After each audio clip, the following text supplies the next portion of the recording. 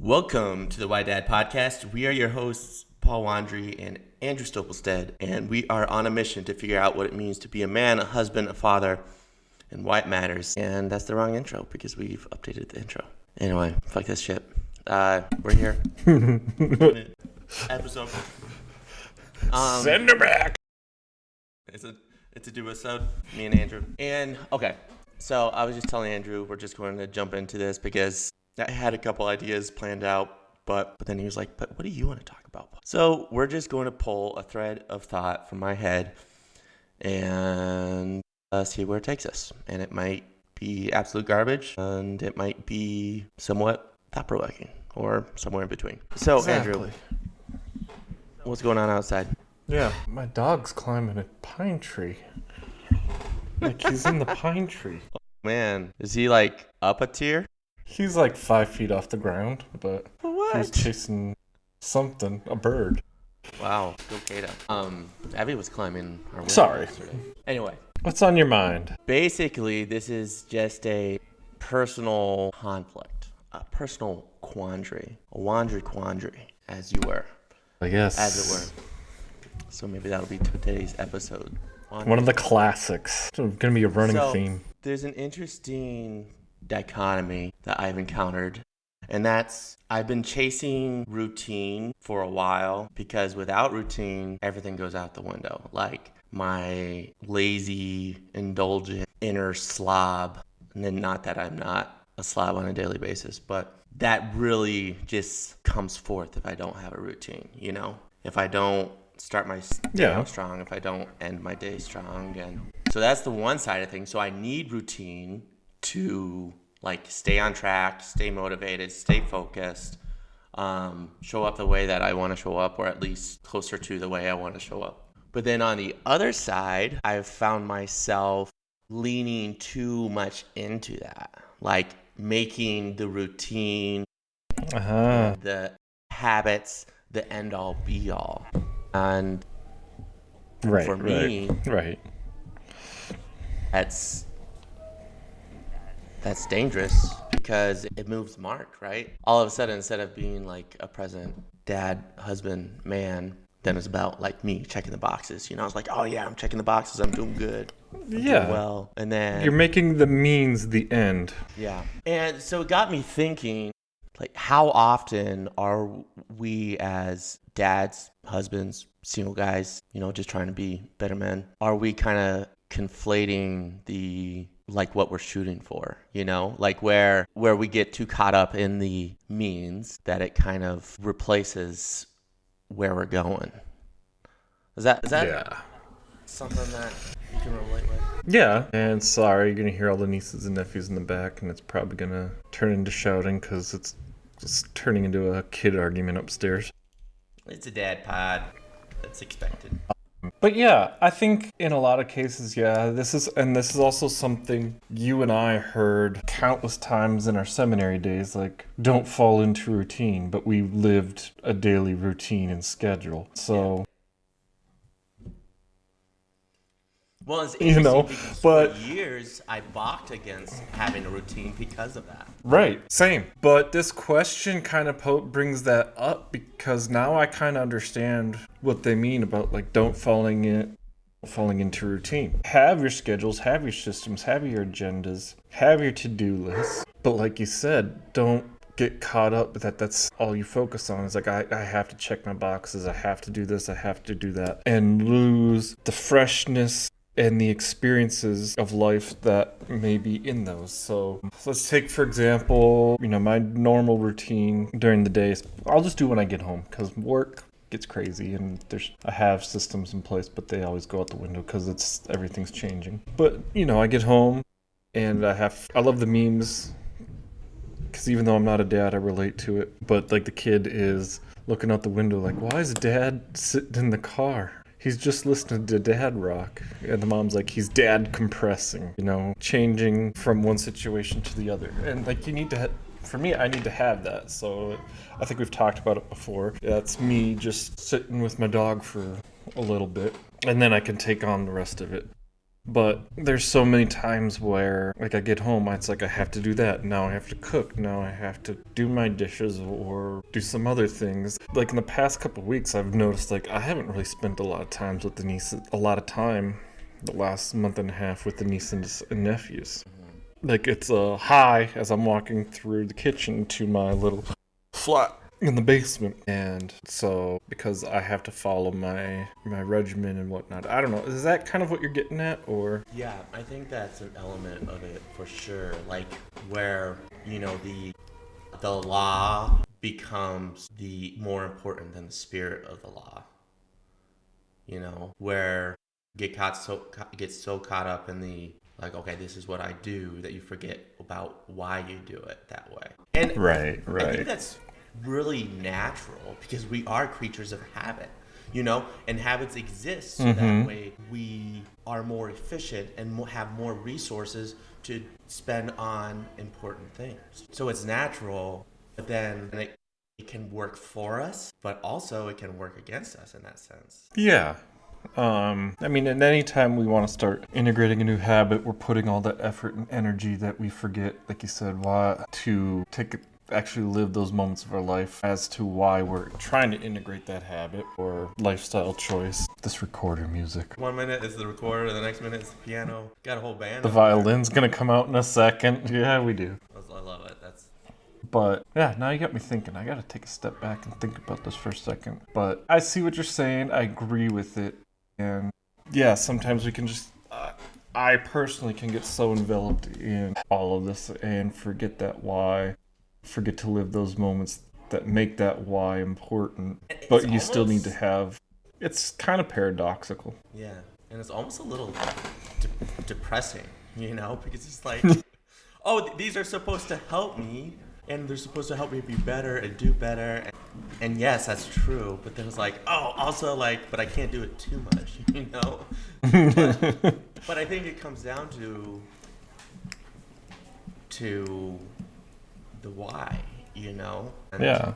and who we want to be, and constantly bringing that back into focus. And I mean, here's the deal: is I think we talk about it a lot. It's like it's not about perfection; it's about progress. But it's like we're striving for that perfect system. Like we want that perfect system, and that perfect system doesn't exist. Yeah. And it never will exist. We can get close, but we're always going to. It's kind of like incorporating AI. Like building our systems, building our habits, our personal habits and routines is like bringing in AI. Like AI will be helpful, but you constantly need to bring it back to human input to keep it on track, to keep it honest, to keep it focused. Otherwise, it's just going to go off and do its own thing and, end up building an app that waters your Legos instead of your garden. At least it's watering something. Yeah. So we don't throw the baby out with the bathwater, but Yeah. Can't do that. it's kind of just a reassess situation. And I think that's what a lot of this stuff always comes back to. Is just you can't set it and forget it. No matter what you do. Yeah. You can't set it and forget it. You can't get comfortable. You're going to have to constantly reassess and debrief and, adapt. Mm-hmm. So how does one do that? Good question. $1 million question. I don't know. It depends where you are in your pondering of this whole dichotomy paradox. But honestly, you just have to set your priorities and stick to them as a first start, in my opinion. Yeah.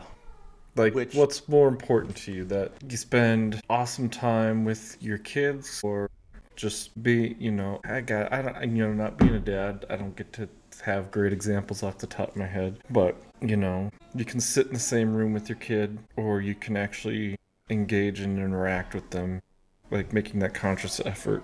Because it's, maybe it's not going to be a lot of time, but if you're focusing on like quality over quantity as part of your routine, I don't know.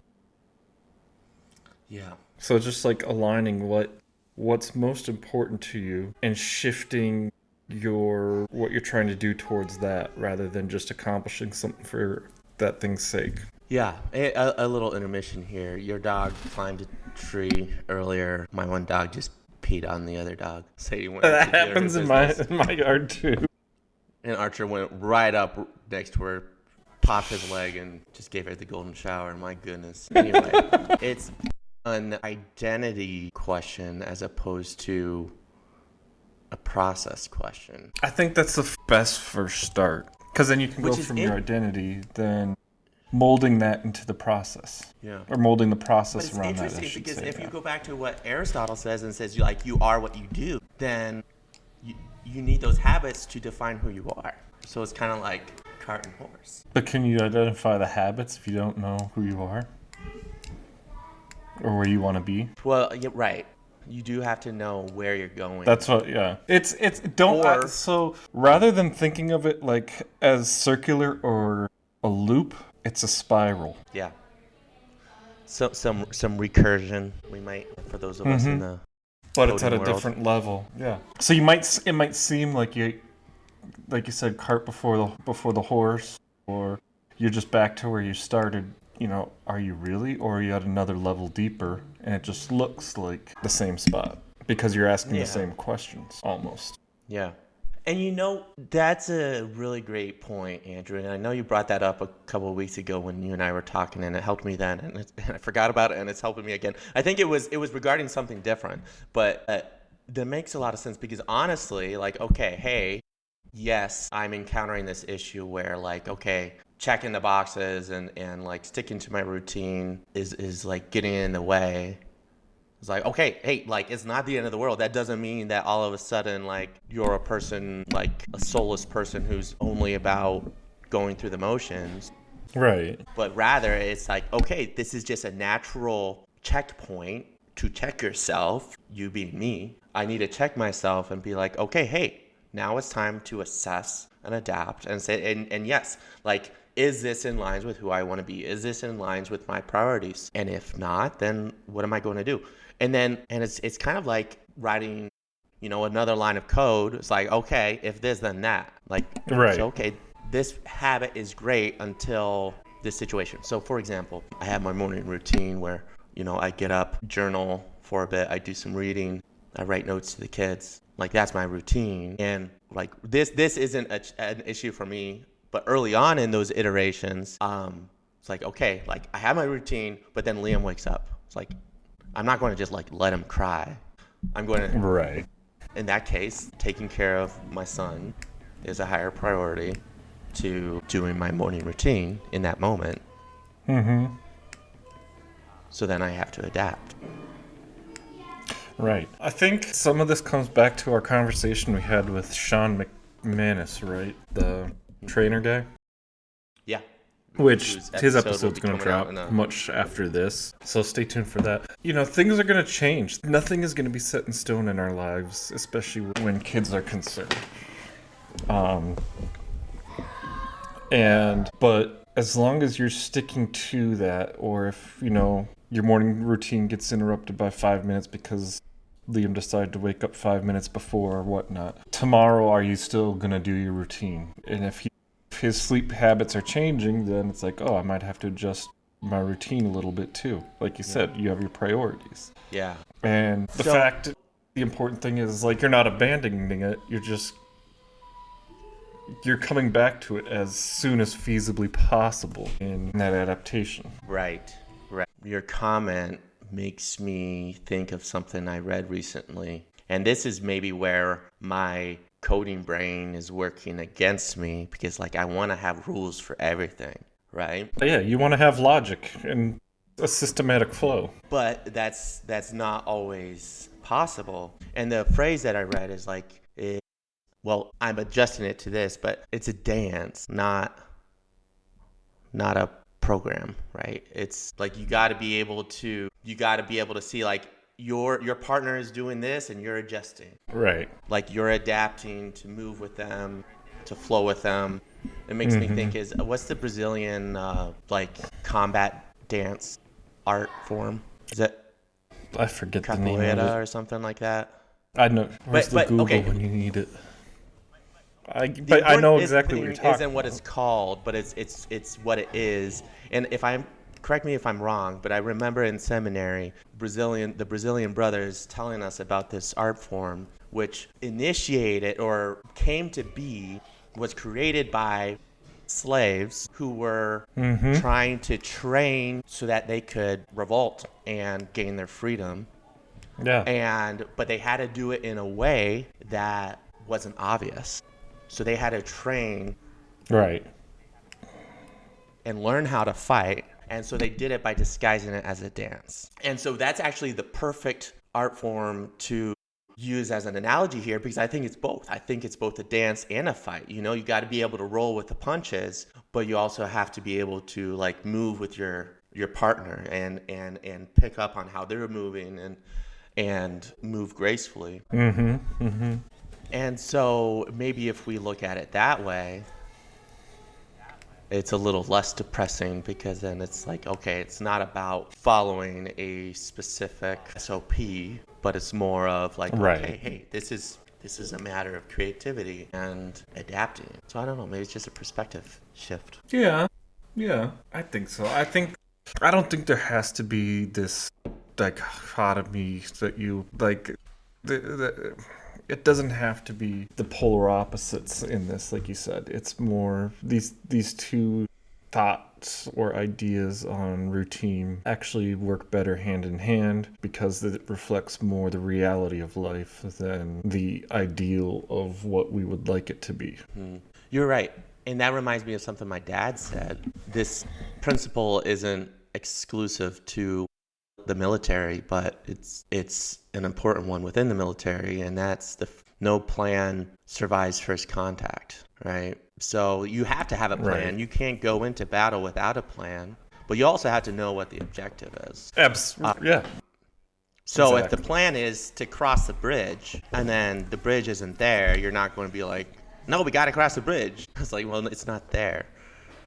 Okay, well, Yeah. you're How going do we to find do a way that? around it. It's gone. Yeah, you're going to find a way around it. You know, you're going to find another bridge. You're going to find a way to rappel down and cross the river, whatever it is.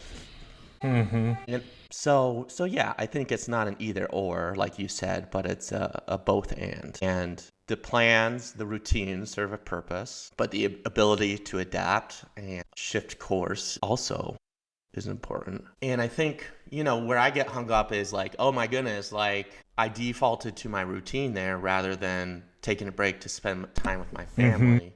It's like, oh my goodness, I'm the worst dad ever. Well, no, I'm not even worried about that. It's like, oh my goodness, I'm a failure, you know? Like, so it's about me. That's not about my more family. relatable. 1 second. Sorry about that. They were on the staircase, which is right next to my computer, so all you were going to hear was everything. Where were we? So I was just reflecting on how, you know, I get caught up. My issue is getting caught up in the moment and it's at the end of the day, it's about me, not. Yes. It's like, okay, I defaulted to the routine rather than spending time with my family or doing whatever is after the fact what I deemed more important. And then it's almost more of like I'm a failure because I didn't do the thing that I should have done or that I wanted to do. And it's more about that, like, what I thought I should or shouldn't have done, than it is about the end goal of spending more time with my family or being more present or being more patient or whatever it is. So it's Right. It's selfish is what it is.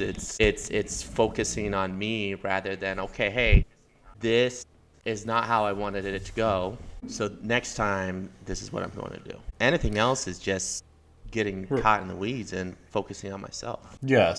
I was just thinking, like, in some cases, like, if everything's going wrong, like, defaulting to the routine may...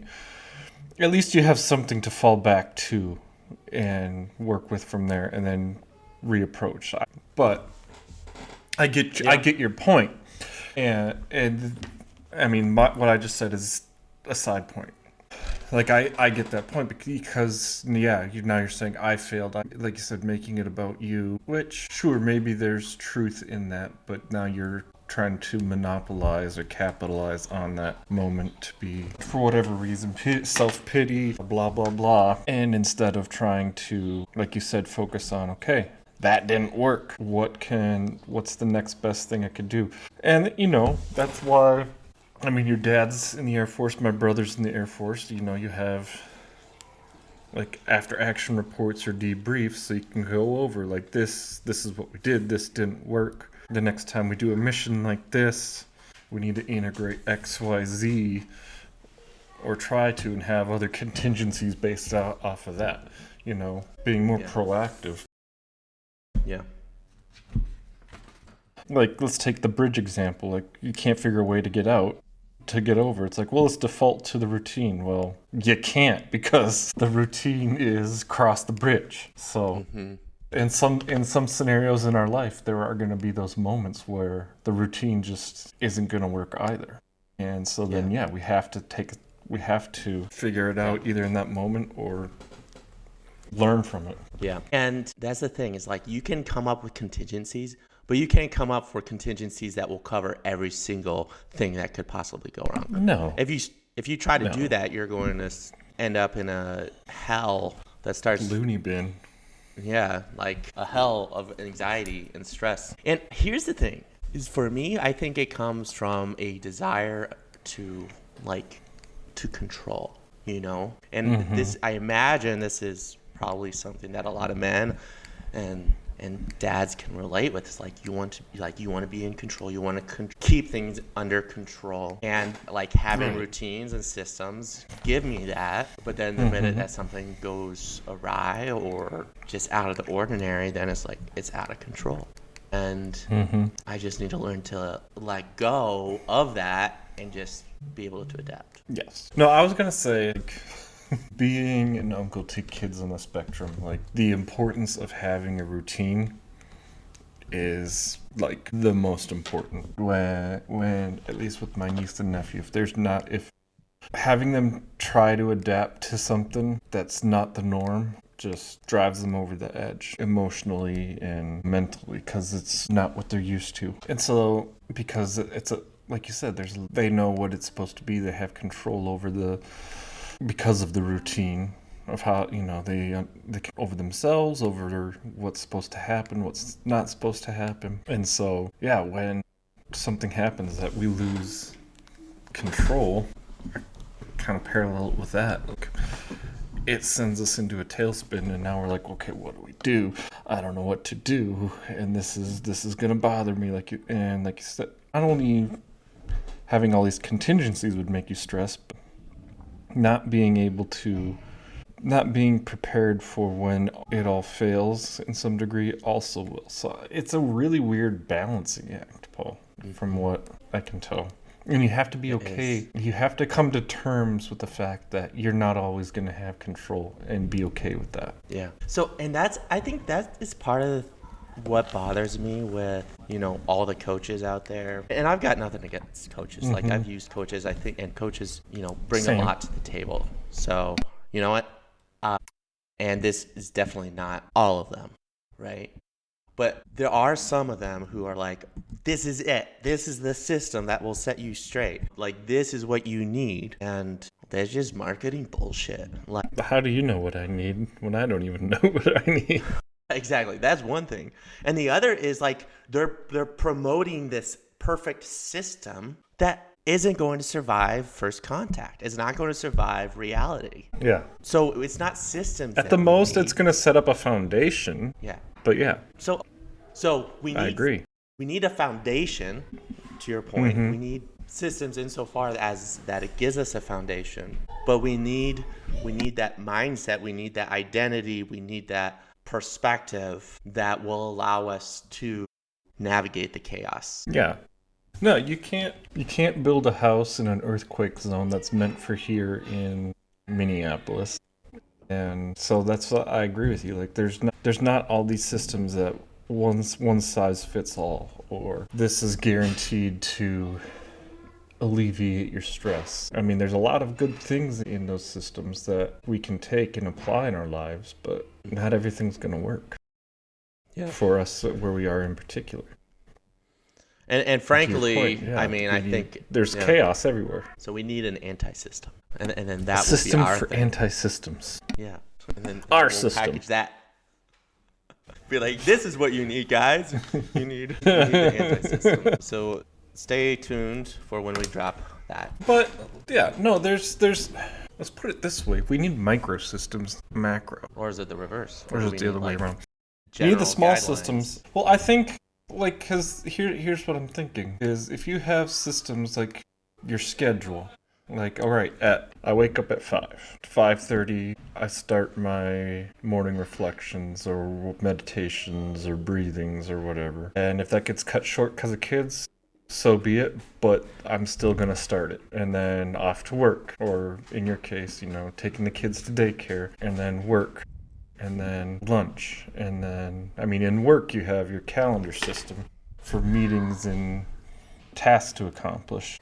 And you go to the gym and at a certain time, and then you have systems that you work on for each day that you're going to the gym.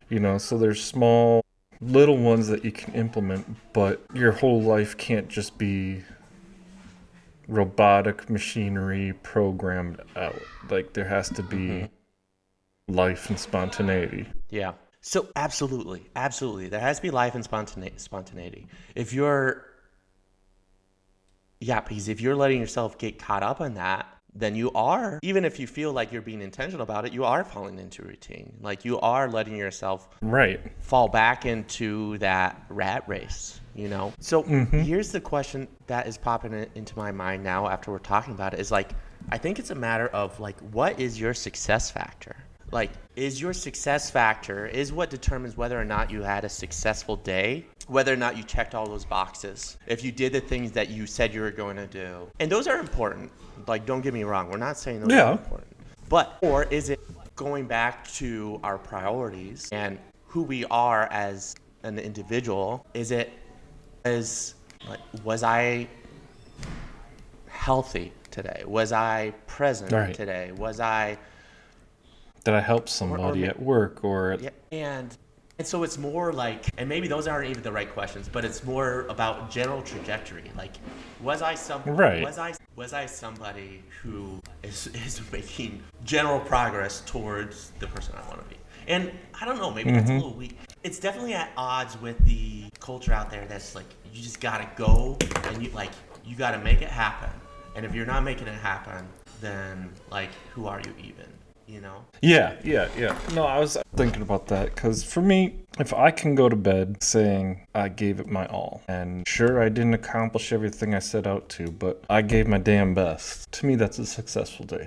For other people that are in that different mindset, it's going to be, didn't succeed because I didn't get to cross off every single thing on my list, or for others, it's going to be, I wasn't successful because I did just fall into routine and live and go through the motions rather than actually living in those moments that popped up.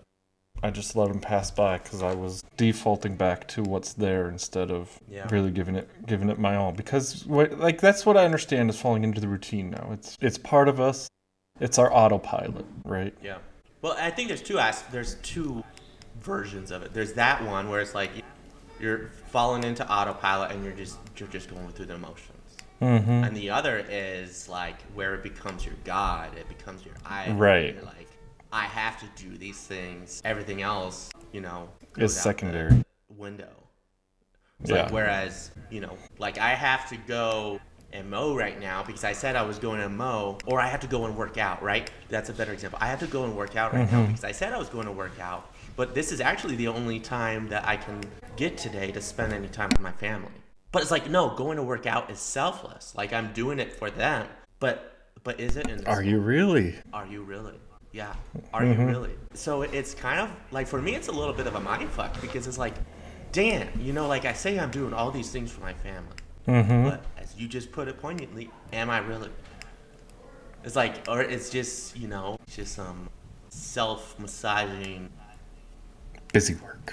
Yeah, I guess at the end of the day, because it's like, you're moving the bar a bit, but you're moving the wrong bar, so therefore, it is just busy work.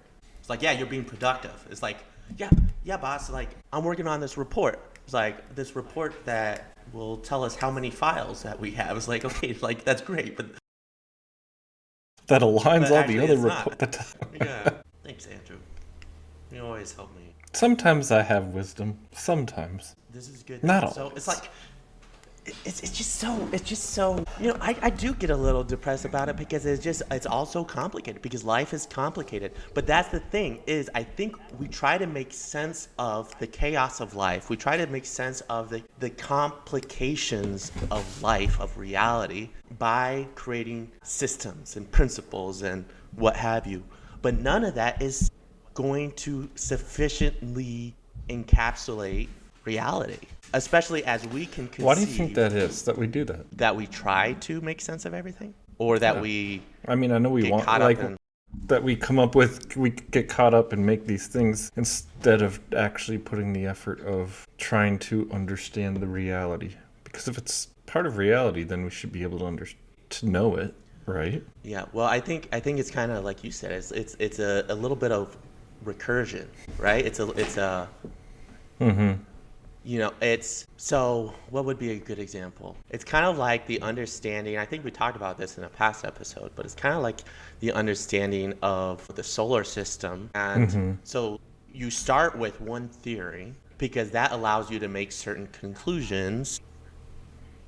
Right. And then you are able to make certain predictions based off of those conclusions, and you're able to operate within those predictions, right? So whatever that would look like is like, okay, we know that we're going to have the seasons and that this would be a good time to sow our oats, right, to plant the seed based off of that. But like, so you can still take action based off of your limited understanding, but then today we have a much better understanding of the solar system to the point that we can forecast the weather to, like, the next 15 days or whatever it is, or even longer. Right. And then so you can have like, okay, this to the day is the best day for me to plant my crops. And there's probably still things that we don't, I mean, I know for a fact there are things that we don't understand about the solar system and the weather and all of that. Like, right. Well, I don't know that for a fact because how can you prove a negative? But I would imagine.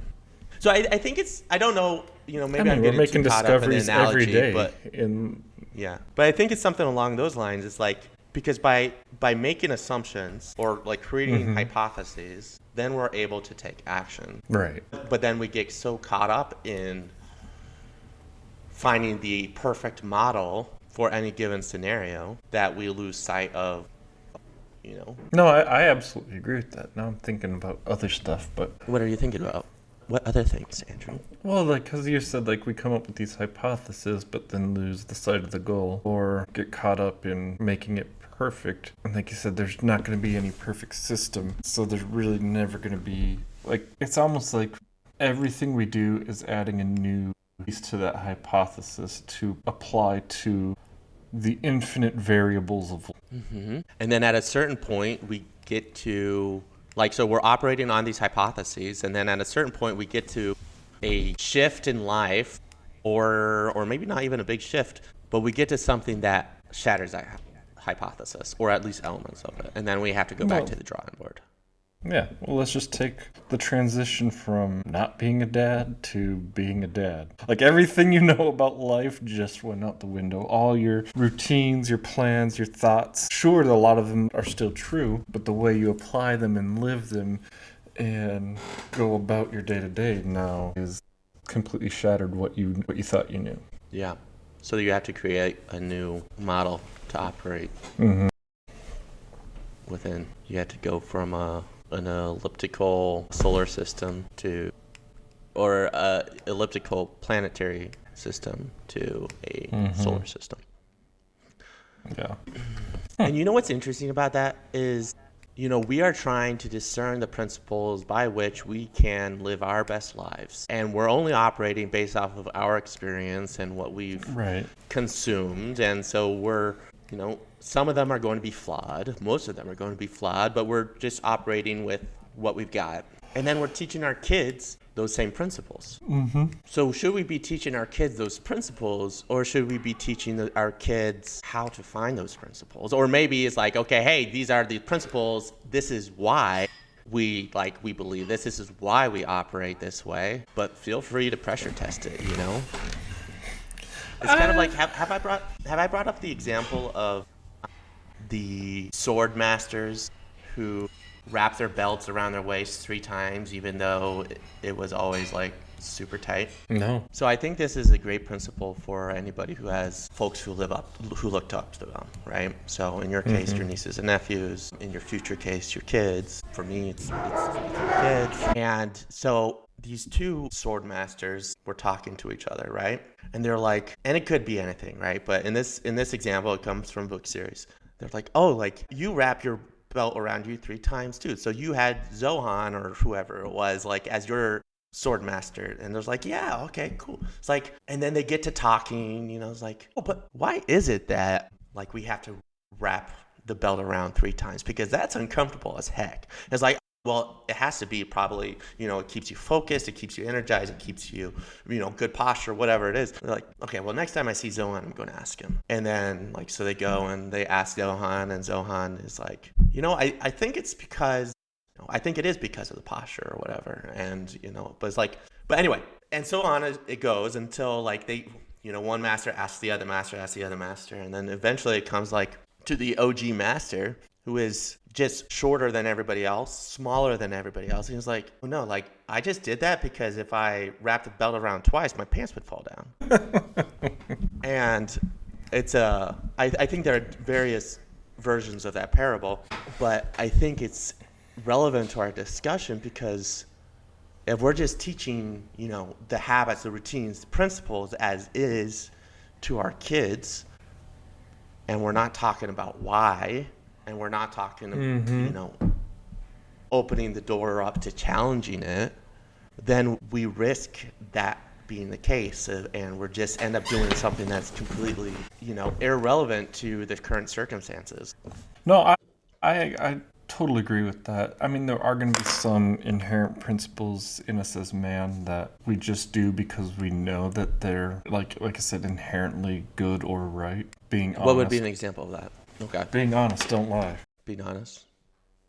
I mean, even if someone never really had like that formal education, I think they could come up with the conclusion that even if it's very basic, like being honest is good because people like me more, Yeah. And I want to be liked. But, like, what if it will save your life? What if you're deceiving somebody evil who wants to kill you? Do you want to get into the nuances? We probably don't have time for that. Obviously, but no, we don't. And obviously, we could have another episode. There are instances, but like, just that's why I said on a very basic level, like. No, for sure. But at the same time, see, like we try to create these principles, or we try to define these principles that. Yeah, but like that's what I'm saying. Like some of always these have we caveats. Don't need to be, but we don't need to go up and like, why do we think this? Or what Some of them we do. Yeah. What? But. I mean, I think that's important too, though, like you said, because it's like, okay, because it builds trust, because people like me more, because, like, I think discussing that element of it is still important, Yeah. Actually, it's crucial, because if you're just being honest, it's like, oh, like, that's just what we do, then what's the point, right? Well, no, that's where I was getting at. Like, some of these, like, if it's something that we were just raised with to do it, it's like, but why? Why did so many generations of Stolpelsteads or Wandries do this or act this way, or when it could be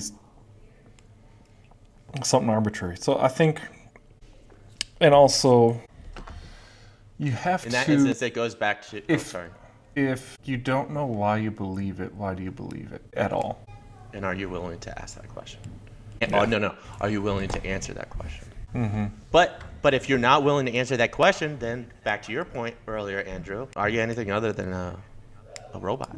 You're just going through the motions. So, and this was getting to my point. Now we're getting short on time. I agree. Like, we need to be... I think there's certain things that we can say to our kids, like, this is how I am, this is what I hold, and I think it's important, but we want them to ask that question why.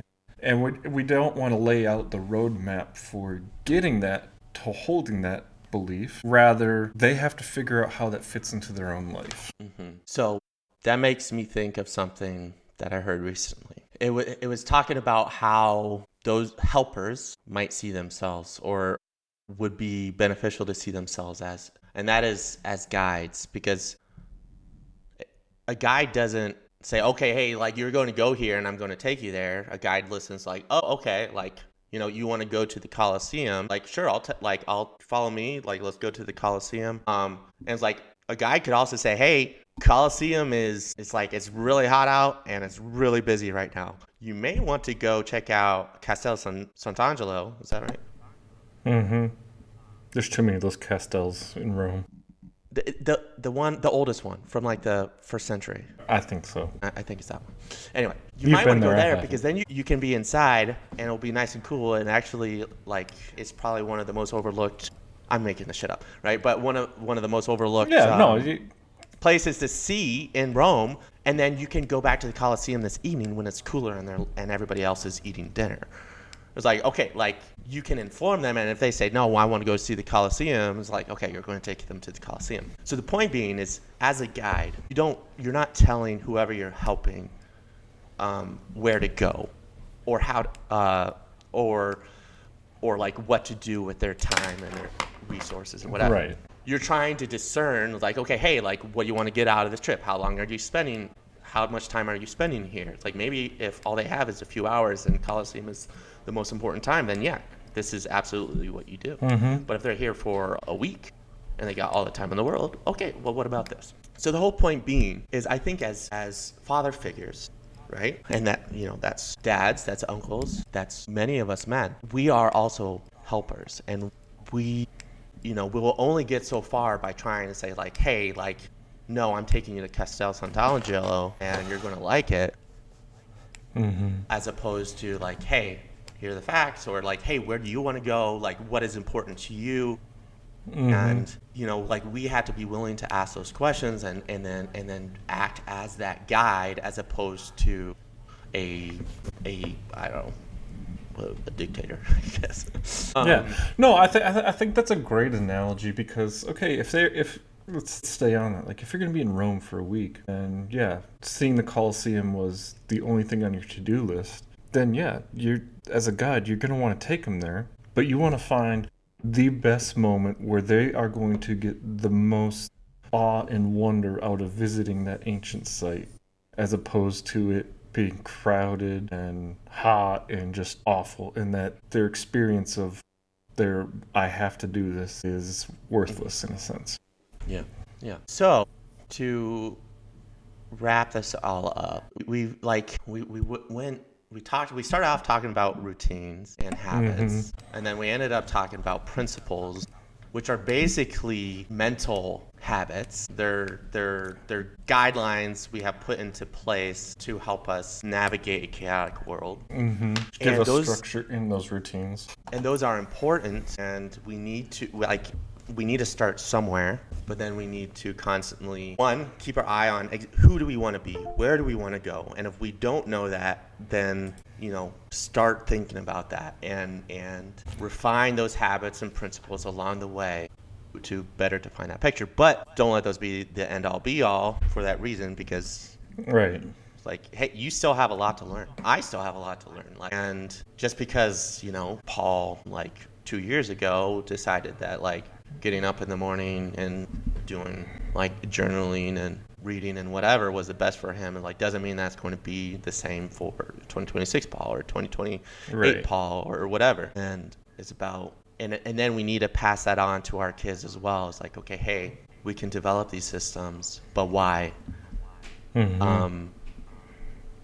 And how do we challenge that? How do we reassess it? How do we keep moving forward the way we want? Because that's the goal, is that forward progress, towards being mm-hmm. better people, better individuals, more aligned with who we are. Right. I agree. Good shit, Andrew. Thank you. Yeah. That was helpful. So I appreciate you being willing to kind of just digest and talk it out. Spitball. Yeah. And hopefully to the aspiring or young dad listening, this gives you some food for thought. Yes. Let us know, what's one habit that you've let kind of override your system, so to speak, where it took priority over your objective. Or let us know what system you have in place to keep that from happening. Right. It's all about checks and balances, right? It is. But then we also don't want to end up like some red taped bureaucracy that has a procedure for everything. Don't get me started. Stay limber. Forget about it. Yeah, good talk.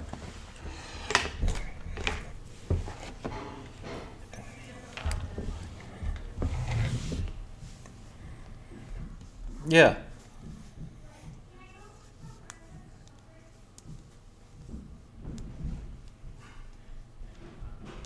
Give us some feedback. Yeah. Thank you all. Feedback.